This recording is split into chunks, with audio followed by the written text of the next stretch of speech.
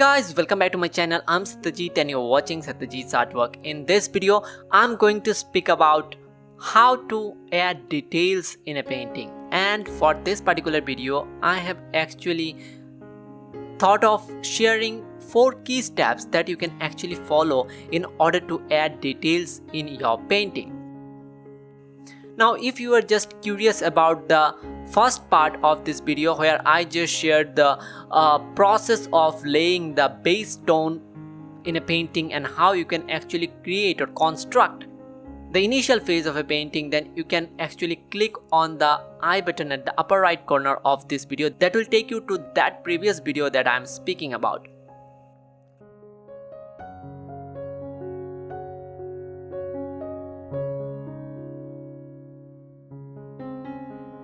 Now, as I said, I'll be sharing 4 important tips or 4 important steps rather that you can follow in order to add details to your painting.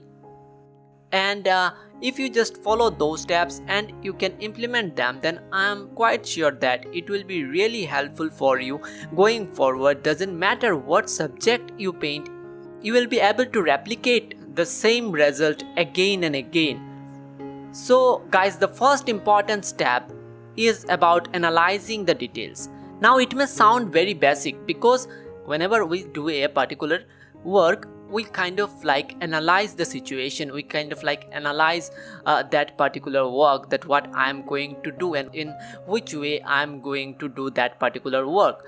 So that thing sounds very basic, but when it comes to application, then often we just overrule that section. We just kind of like lost in the process of technicalities and all those things, and we just forget about the basic things that we need to actually follow in order to make our mind clear about where we need to reach and what is our goal. So analyzing the details means how we are going to look at the details. Now for me, details is actually the outermost layer of a painting.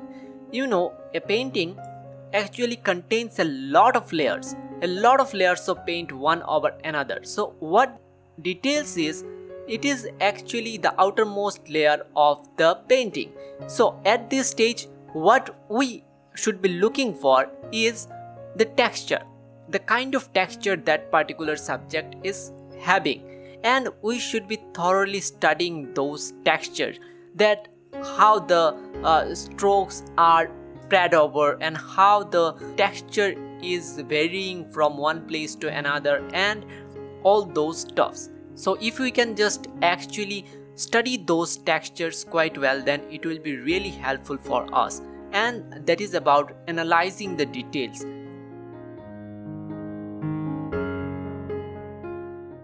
The second important thing is about using the right kind of brushes. Now guys, this is also very important. See, in any work, if you want to succeed, then you have to know the proper use of your tools.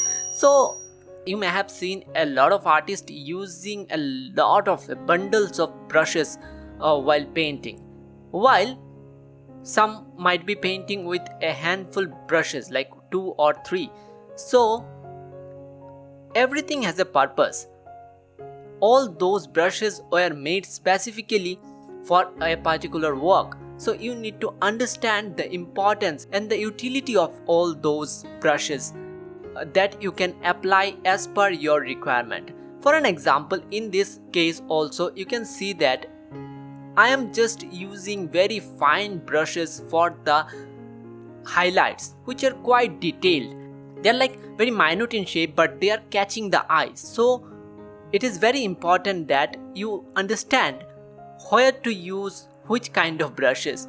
But for those areas where the strokes are not that rigid and strokes are not that pinpointed, then I'm just going for a flat brush in order to merge those areas with the detailed surface. So utilizing your brushes to its fullest is also very important, guys. You need to have a very clear idea about when to use which kind of brushes, then you can get the desired results that you are looking for. And it's always varying.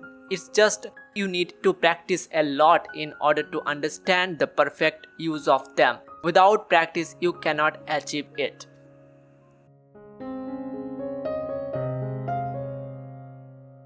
The third point is putting more attention towards colors. So when I said the detailing is all about textures, our mind can actually be in a state where it is only focusing on the texture, but it is not putting emphasis on the colors. But it is not the fact. The detailing doesn't mean that it is only about the detailing of textures, that is, the texture alone is doing all the works. It is not about that.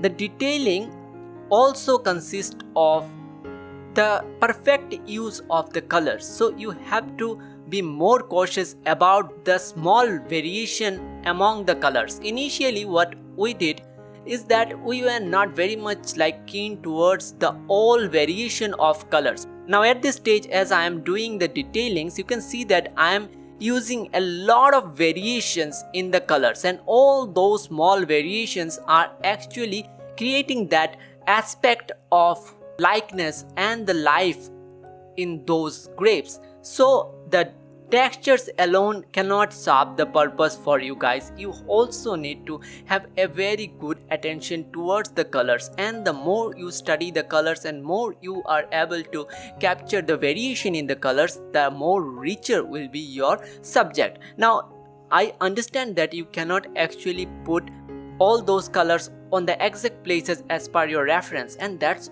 not needed, guys. You just need to pinpoint those particular colors and you need to put them in a way that it looks natural. You don't need to copy, but you need to capture that likeness. I say it again and again, guys. In realism, you don't necessarily need to copy, but you need to capture that likeness. If you just capture that likeness, it's good enough. It will look realistic. See, after all, it is a two-dimensional painting, so it is the illusion that you are creating. So nobody is going to match it with the reference inches by inches and millimeter by millimeter, to be precise. But whatever likeness you are achieving in terms of that particular subject, that is going to create all the magic. So you need to be very cautious about that.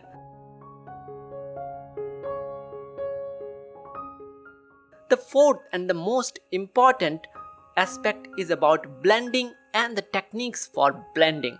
So here I am going to share a particular thing.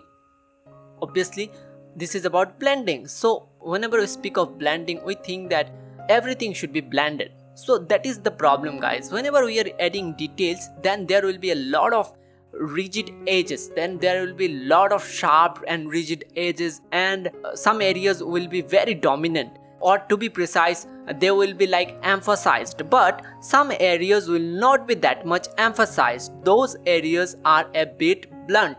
So understanding that is also very important, guys, that you need to capture those blending effect in your painting, and the process for that varies color to color, that is medium to medium. The which kind of medium you are using, it depends a lot on that particular medium, that how you are going to approach the blending process. In terms of gouache, gouache is a water-based medium, so you can actually activate the colors once it is dried using the right amount of water. So once you are done with the layering of colors, you can actually put certain amount of water on your brush that necessarily doesn't drips. It just makes the brush wet enough, and it's kind of like a damp brush, and then you can actually go over the surface of the paint, and it will create a blurry effect in your piece that you can actually see. I did for grapes in the background, those are out of focus.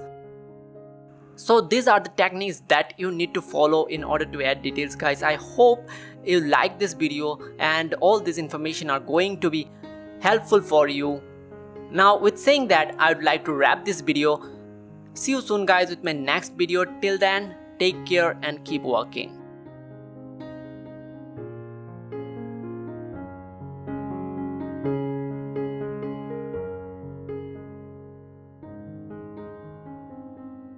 Hey guys, thanks a lot for watching. If you want to support my work, then please do like, comment and share my works, and also don't forget to subscribe to my channel and hit the bell icon, which is very important so that you get notified as soon as I post a new video.